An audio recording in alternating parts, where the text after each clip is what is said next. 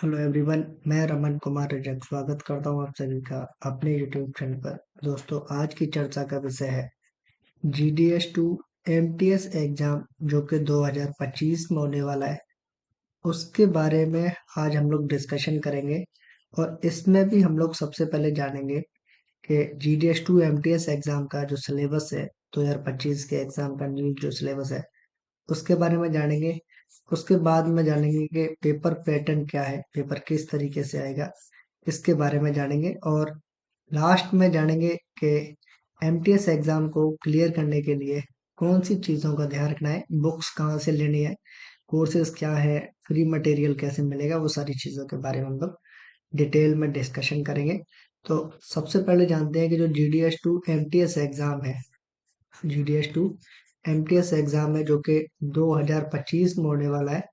इसके बारे में सबसे पहले आप लोगों को क्या ध्यान रखना है कि जीडीएस जो एमटीएस का एग्जाम देने जा रहे हैं, 2024 में एक रूलिंग आई थी कि जीडीएस टू एमटीएस एग्जाम के लिए अब जीडीएस में वर्क एक्सपीरियंस आपको 2 साल का होना चाहिए। इससे पहले क्या रूलिंग थी? इससे पहले रूलिंग थी कि जो जीडीएस टू एमटीएस का जो एग्जाम होता था, तो उन जीडीएस को एलिजिबल किया गया या उन जीडीएस को ही इसके लिए पात्र माना गया जिनकी जीडीएस में सर्विस 3 साल की हो जाती है। तो जो हम लोग 2 साल या 3 साल की जो चर्चा कर रहे हैं, तो ये जो सर्विस क्राइटेरिया है, सर्विस एलिजिबिलिटी क्राइटेरिया की बात करें या वर्क एक्सपीरियंस की बात करें, तो ये कब से काउंट होता है? तो ये काउंट होता है जिस साल में आपका एग्जाम होता है उसकी 1 जनवरी 25 तक की सर्विस काउंट की जाती है। मान के चलते हैं कि कोई जीडीएस है और वो ज्वाइन करता है, उसकी डेट ऑफ ज्वाइनिंग क्या है? उसकी डेट ऑफ ज्वाइनिंग है, कुछ भी मान लेते हैं, जैसे 30 अप्रैल 2023 है। तो इसको एग्जाम कब देना होगा, यानी कि ये कब एलिजिबल होगा? जैसे 2024 में एक रूलिंग आई थी कि जीडीएस टू एमडीएस एग्जाम के लिए 2 साल जरूरी है। तो इनकी 2 साल कब कंप्लीट होंगी? तो इनकी जो 2 साल जो कंप्लीट है, यानी कि 30 अप्रैल से लेकर के 31 दिसंबर 23 तक इनकी जो सर्विस है उसको काउंट नहीं किया जाएगा। तो कब से काउंटिंग होगी इनकी? इनकी सर्विस काउंट होगी 1/1/2024 से। और दूसरी साल इनको कब हो जाएगी? 1/1/2025 को। कितनी हो जाएगी? 1/1/2024 को काउंट करेंगे 1 साल, और 1/1/2025 को इनकी कितनी साल हो जाएंगी? 2 साल हो जाएंगे। तो ये कब एग्जाम दे पाएंगे? तो ये 2026 वाला एग्जाम दे पाएंगे। कैसे दे पाएंगे? कि 1/1/2024 को इनकी सर्विस कितनी हो जाएगी? यहाँ से यहाँ तक की जो सर्विस है, 30 अप्रैल से लेकर के 31 दिसंबर 2023 तक की जो सर्विस है वो कितनी हो जाएगी? जीरो हो जाएगी। और यहाँ कितनी साल हो जाएंगी? इनको 1 साल कंप्लीट हो जाएगी। 1 साल कंप्लीट कब होगी? 1/1/24 से लेकर के 31/12/2024 तक इनकी कितनी हो जाएगी? 1 साल कंप्लीट हो जाएगी। और 1/1/25 से लेकर के 31/12/25 तक इनकी कितनी हो जाएगी? 2 साल कंप्लीट हो जाएगी। और पुराने रूल्स के अकॉर्डिंग अकॉर्डिंग बात करेंगे तो 31/12/2026 तक इनकी कितनी हो जाएंगी? 3 साल कंप्लीट हो जाएंगी। यानी कि नए रूल के हिसाब से ये एग्जाम कब दे पाएंगे? 1/1/2026 को। और पुराने रूल के अकॉर्डिंग कब दे पाएंगे? 1/1/2027 को। यानी कि 26 की वैकेंसी और 27 की वैकेंसी में ये एलिजिबल होंगे। फिर से समझने का प्रयास करें कि अगर कोई जीडीएस जिसकी डेट ऑफ ज्वाइनिंग 30 अप्रैल 2023 है, इनकी जो 31/12/2023 तक की जो सर्विस है ये जीरो हो जाएगी, इसकी कोई वैल्यू नहीं है। जैसे ही इनकी 1/1/2024 होगी और ये 31/12/2024 तक जो 1 साल है, ये इनका वर्क एक्सपीरियंस माना जाएगा 1 साल का। और 1/1/2025 से लेकर के 31/12/2025 तक इनका कितना माना जाएगा वर्क एक्सपीरियंस? 2 साल का हो जाएगा, प्लस एक और हो जाएगा, यानी कि टोटल कितनी हो जाएंगी? टोटल 2 साल हो जाएंगे, इनको काउंट करके 2 साल हो जाएंगे।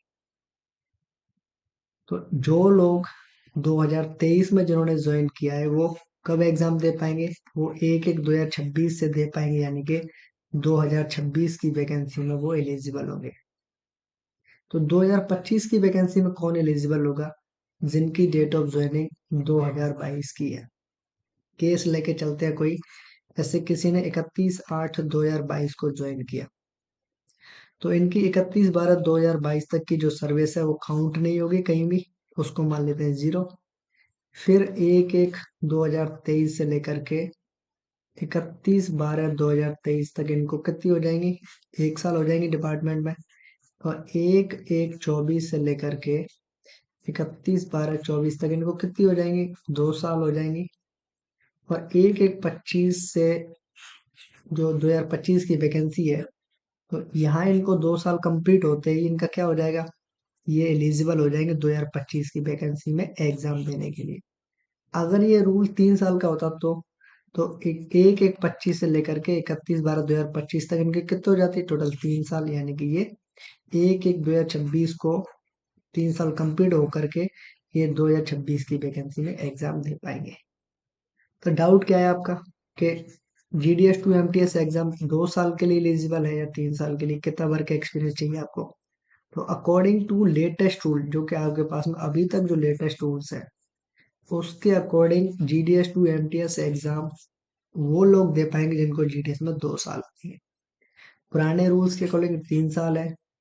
2025 में अगर कोई नोटिफिकेशन आया इससे संबंधित, या GDS2 MTS एग्जाम का जो नोटिफिकेशन आता है आपके लिए, एग्जाम से 3 महीने पहले आता है वो, अगर उसमें 100% क्लियर हो जाएगा कि कौन एलिजिबल है, तब तक के लिए दोनों ही लोग, जिनको 2 साल कंप्लीट हो गई है या 3 साल कंप्लीट हो गई है, वो दोनों ही लोग तैयारी करते रहे। अगर मौका मिलता है 2 साल वालों को तो वो एग्जाम देंगे। अगर उन्होंने कहा कि पुराना रूल ही रखना है, तो 1 साल और इंतजार कर करके जो लोग नए हैं वो अगले साल एग्जाम दे पाएंगे। तो तैयारी सबको करनी है। तो ये तो बात हुई एलिजिबिलिटी की कि कौन योग्य है, कौन पेपर दे पाएगा। मेन जो बात है वो है एमटीएस के सिलेबस की। तो एमटीएस के सिलेबस में आप लोगों को विशेष रूप से क्या ध्यान रखना है कि 30 क्वेश्चंस, 30 जो प्रश्न है वो डिपार्टमेंटल टॉपिक्स में से आएंगे। और एक प्रश्न 1 नंबर का है, तो टोटल कितने नंबर का हो जाएंगे, 30 अंक का ये पेपर हो गया डिपार्टमेंटल का।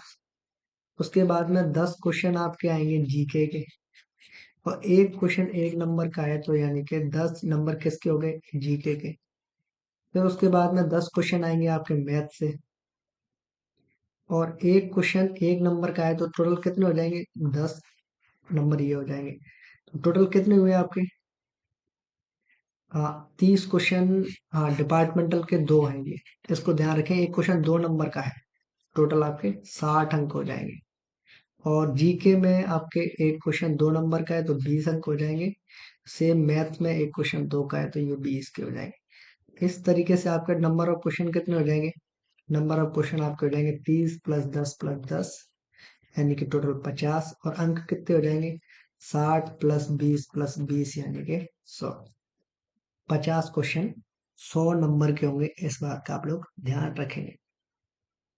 फिर से रिवाइज करें आप लोग, एमटीएस का जो सिलेबस है उसमें नंबर ऑफ क्वेश्चन कितने हैं, 50। 50 प्रश्न है आपके, कितने अंक के हैं, 100 अंक के हैं, 100 नंबर के हैं। 50 क्वेश्चन कैसे पूछे जाएंगे, 30 क्वेश्चन आपके हैं डिपार्टमेंटल से 10 प्रश्न का एक है, 10 प्रश्न है आपके मैथ्स के, और 10 प्रश्न है आपके जीके से। 10 प्रश्न है आपके जीके से। एक क्वेश्चन 2 नंबर का, तो टोटल 60 अंक किससे होंगे, डिपार्टमेंटल टॉपिक्स के। एक क्वेश्चन 10 नंबर का, तो 20 नंबर का क्या आ जाएगा आपका, मैथ्स। एक क्वेश्चन 2 नंबर का, तो टोटल जीके कितनी होगी आपकी, 20 नंबर की। अब करो आप टोटल, कितने क्वेश्चन हो गए, 50 प्रश्न, कितने अंक हो गए, 100। अभी आप लोगों को पता चल गया कि 50 क्वेश्चन आएंगे आपके एमटीएस एग्जाम में, तो क्या 100 नंबर के होंगे। कैसे कैसे आएंगे वो भी आपको पता चल गया। क्या ज्यादा जरूरी है ये भी आपको पता चल गया, डिपार्टमेंटल टॉपिक्स ज्यादा जरूरी है, ध्यान रखेंगे वो ज्यादा कवर करने हैं। मैथ्स और जीके को कम नहीं मानना है, लेकिन हाँ तैयारी आपको इनकी भी करनी है। तो 50 प्रश्न जो कि आपके एमटीएस एग्जाम में आएंगे, ये सारे कैसे हैं, एमसीक्यू है, यानी कि आपको इसमें लिखने की जरूरत नहीं है। आपको 4 ऑप्शंस मिलेंगे, ए बी सी डी, या 1 2 3 4। इनमें से कोई एक ही सही होगा। मल्टीपल चॉइस का मतलब भी आप लोग ध्यान रखें, इनमें से कोई एक ही टिक करना है आपको। 2 ऑप्शंस सही नहीं होंगे, इस बात का भी आप लोग ध्यान रखेंगे। मेरिट कैसे बढ़ेगी, मेरिट भी आपके इन्हीं 50 प्रश्न यानी कि 100 अंक में से बढ़ेगी। 100 मार्क्स में से ही आपकी मेरिट बनने वाली है। मेरिट के लिए भी यही पेपर आपका पहला और आखिरी है, इस बात का ध्यान रखेंगे। पेपर की भाषा कैसी है, पेपर आपका इंग्लिश लैंग्वेज में भी होगा और लोकल लैंग्वेज में भी होगा। किस में होगा, हिंदी, इंग्लिश या लोकल लैंग्वेज, इन तीनों में से किसी भी भाषा में हो सकता है। इनमें से 2 भाषाएं आपको मिलेंगी, या तो आपको मिलेगी इंग्लिश प्लस लोकल, या फिर आपको मिलेगी हिंदी प्लस लोकल।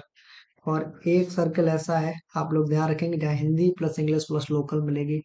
आपको ये ध्यान रखना है कि मोस्टली टाइम आपको English plus local language, local language किसी की हिंदी भी होगी और कई लोगों की स्टेट के अकॉर्डिंग अलग अलग होती है, तो इस बात का भी ध्यान रखेंगे। पेपर के लिए टाइमिंग कितना मिलेगा, 50 क्वेश्चन को हल करने के लिए कितना समय मिलेगा आपको।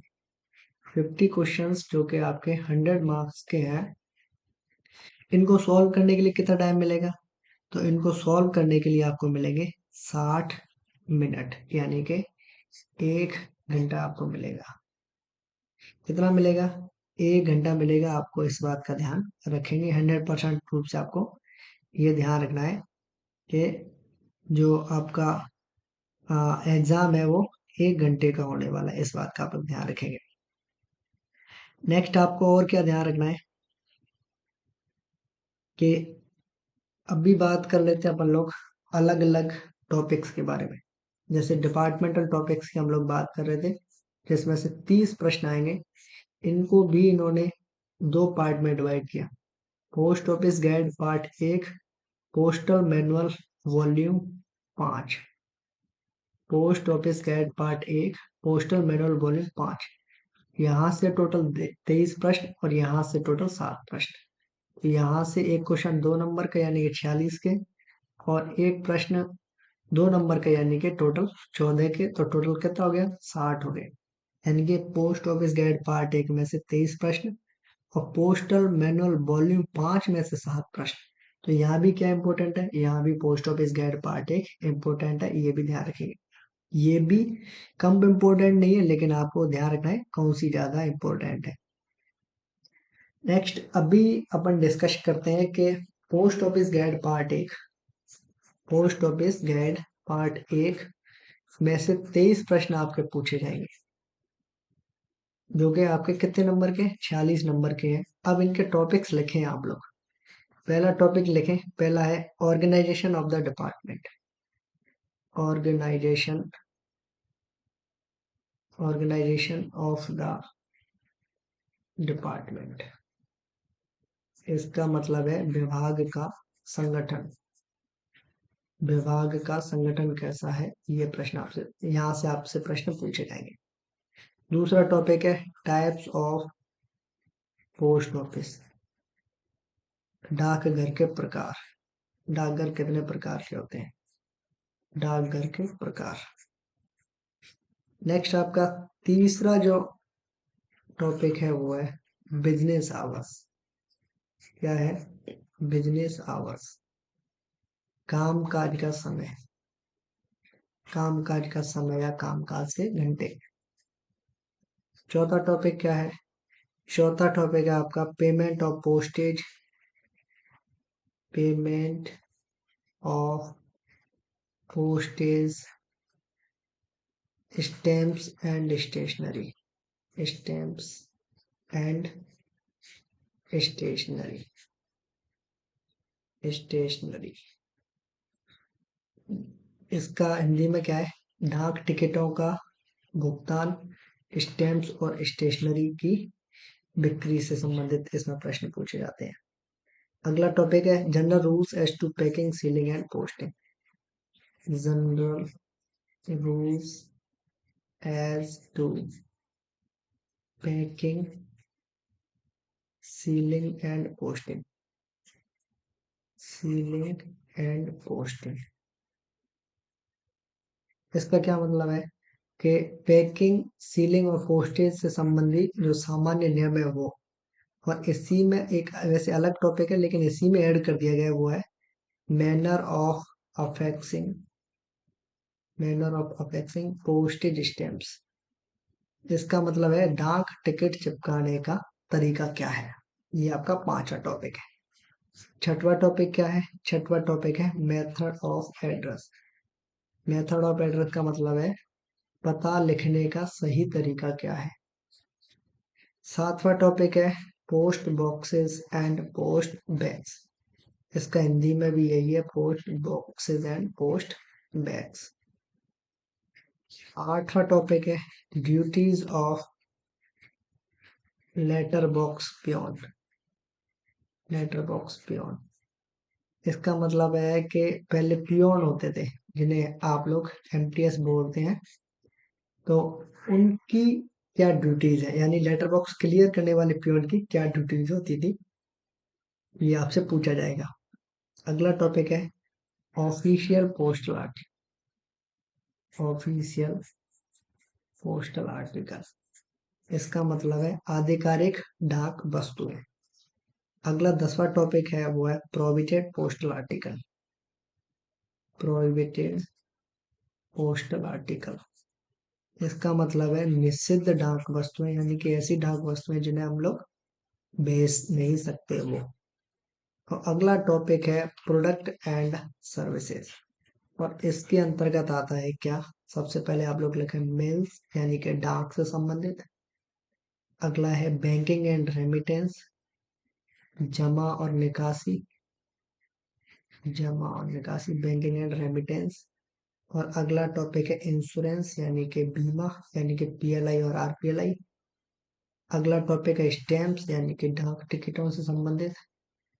और अगला टॉपिक है बिजनेस, बिजनेस का मतलब है व्यवसाय। और ये कहाँ से पढ़ने आपको? इंडिया पोस्ट की वेबसाइट से, इंडिया पोस्ट की वेबसाइट से पढ़ने। तो ये टोटल आपके 11 टॉपिक हैं किसमें? पीओ गाइड पार्ट 1 में 23 नंबर के। और दूसरा है इसमें पोस्टल मैनुअल वॉल्यूम 5, वॉल्यूम 5। और इसमें पहला ही इसका चैप्टर हुआ है डेफिनेशंस, यानी कि परिभाषाएं। यहाँ परिभाषाओं में से टोटल 7 प्रश्न, एक प्रश्न 2 नंबर का, यानी कि टोटल 14 अंक के 7 प्रश्न आपसे पूछे जाएंगे। तो अभी तक आपने क्या देखा कि एमटीएस के सिलेबस को हम लोग अगर दो पार्ट में डिवाइड करें, पार्ट ए और बी। पार्ट ए को कहें आप लोग डिपार्टमेंटल टॉपिक्स, तो इसमें भी आप लोग दो, पोस्ट ऑफिस गाइड पार्ट 1 और पोस्टल मैनुअल वॉल्यूम 5, ये आपने सिलेबस अभी तक नोट कर लिया। बी को आप दो पार्ट में डिवाइड करें, पहला है मैथ्स, दूसरा है जीके। अब भी आप लोग मैथ्स और जीके का जो सिलेबस है उसको नोट करें। तो जीके के जो क्वेश्चन है कितने आएंगे? 10 क्वेश्चन आएंगे। एक प्रश्न कितने अंक का है? 2 अंक का। जीके कितने अंक की होगी? 20 अंक की हो जाएगी 100 में से। टॉपिक लिखें इसका। पहला टॉपिक है इंडियन ज्योग्राफी, इंडियन ज्योग्राफी यानी कि भारत का भूगोल, इंडियन ज्योग्राफी। दूसरा आप लोग लिखें सिविक्स, सिविक्स नागरिक, नागरिक शास्त्र जिसे बोलते हैं आप लोग। तीसरा है जनरल नॉलेज यानी कि जीके। और चौथा टॉपिक है आपका Indian culture and freedom struggle. इसका मतलब है भारत की संस्कृति, भारत की संस्कृति और स्वतंत्रता आंदोलन, स्वतंत्रता आंदोलन। और अगला टॉपिक है पांचवा, हुआ ethics and moral studies, ethics and moral studies, moral study. इसका क्या मतलब है? एथिक्स एंड मोरल स्टडी का मतलब है एक तरीके से आइडियल चीजों के बारे में प्रश्न पूछे जाएंगे। तो 5 टॉपिक्स आपने जीके में देखे, तो प्रत्येक टॉपिक में से कम एक और अधिकतम 3 प्रश्न पूछे जाएंगे। ये भी उन्होंने लिख के दिया है कि जीके में 5 टॉपिक हैं टोटल। 5 टॉपिक अगर आप पढ़ेंगे तो कम से कम 5 में से एक एक प्रश्न पूछा जाएगा, और किसी भी एक टॉपिक में 3 से ज्यादा प्रश्न नहीं पूछे जाएंगे, ये भी आप लोग ध्यान रखेंगे। सेम आप लोग मैथ्स के जो क्वेश्चन हैं उनका ध्यान रखें। आपके 10 प्रश्न आपसे पूछे जाएंगे और एक प्रश्न 2 अंक का है, यानी कि तो टोटल 20 अंक के प्रश्न पूछे जाएंगे। पहला टॉपिक लिखे, इसमें है BODMAS, BODMAS। BODMAS में है B for bracket, O for order, D for division, M for multiplication, A for addition, S for subtraction. तो इसका मतलब है कि बोर्ड मास भी आपका एक जरूरी प्रश्न है। मैथ्स में एक टॉपिक में से कम एक और अधिकतम 2 प्रश्न पूछे जाएंगे, इस बात का ध्यान रखेंगे। प्रत्येक टॉपिक में से मैथ के में से कम एक और अधिकतम 2 प्रश्न ही पूछे जाएंगे। दूसरा है परसेंटेज यानी कि प्रतिशत। तीसरा टॉपिक लिखें आप, तीसरा है लाभ एंड हानि, प्रॉफिट एंड लॉस, लाभ एंड हानि। चौथा टॉपिक लिखें आप लोग, सिंपल इंटरेस्ट, साधारण ब्याज, साधारण ब्याज, सिंपल इंटरेस्ट। पांचवा टॉपिक लिखें आप लोग, पांचवा टॉपिक है एवरेज यानी कि औसत। छठवा टॉपिक आप लोग लिखें टाइम एंड वर्क यानी कि समय और कार्य, समय और कार्य।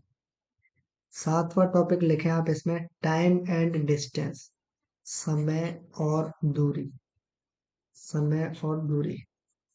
आठवां लिखें आप लोग यूनिटरी मेथड, एक एक नियम, एक एक नियम, यूनिटरी मेथड, यूनिटरी मेथड। ये है आपका 8वां प्रश्न। तो मैथ में टोटल आपके 8 टॉपिक्स हैं। एक टॉपिक में कम से कम एक प्रश्न और अधिकतम 2 प्रश्न ही पूछे जाएंगे, इस बात का आप लोग ध्यान रखेंगे। तो अभी तक मैथ के सिलेबस में आप लोगों ने मैथ के सिलेबस को 2 पार्ट में देखा। पहला है डिपार्टमेंटल। डिपार्टमेंटल में भी आपने पहले पीओ गाइड पार्ट 1 के 23 क्वेश्चंस का सिलेबस लिखा। फिर पोस्टल मैनुअल वॉल्यूम 5 का जो 7 क्वेश्चन है वहां के टॉपिक लिखे। बी में आपने 2 मैथ्स एंड जीके के टॉपिक्स, इनमें से 10 प्लस 10 क्वेश्चंस पूछे जाएंगे।